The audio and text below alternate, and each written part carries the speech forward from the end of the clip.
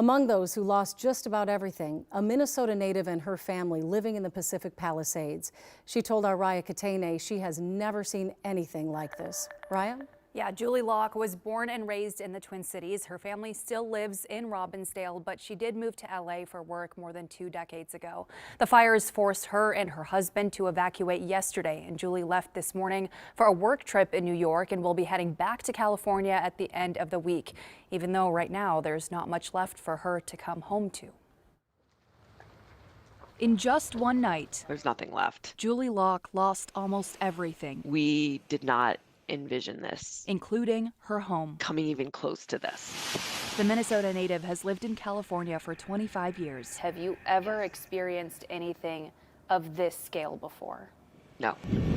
This community is over 100 years old, and many of the buildings and restaurants and structures have been there for that whole time. But not anymore. The wildfires decimated Julie's neighborhood in the Palisades. They're just, everything's so close together. There's so much vegetation. It all just, if it blows, the embers will set anything on fire. And that's basically what happened. I never thought it would make it to the Alphabet Streets. This video shows Julie's street after she and her husband evacuated Tuesday afternoon, then received a call from a friend with the fire department. Called us very sincerely and said, "We're so sorry, but your house is totally gone."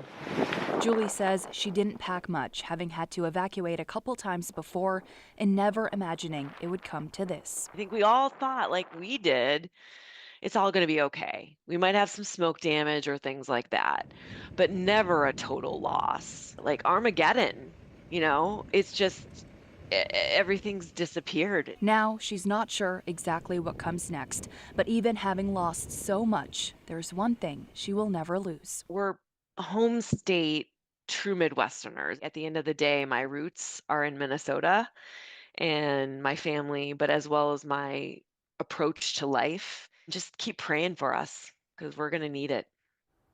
And I did reach out to both the Minneapolis and St. Paul fire departments today just to see if there's any possibility of them sending any crews to California. And while I didn't hear back from Minneapolis, the deputy chief with St. Paul Fire tells me the department actually does not require or officially offer wildland firefighting training, so they will not be assisting. But he does say everyone with their department is praying for the safety of the people and responders affected by the wildfires. Yeah, we'll sure be thinking about Julie and everybody else out there in California. Thank you, Raya.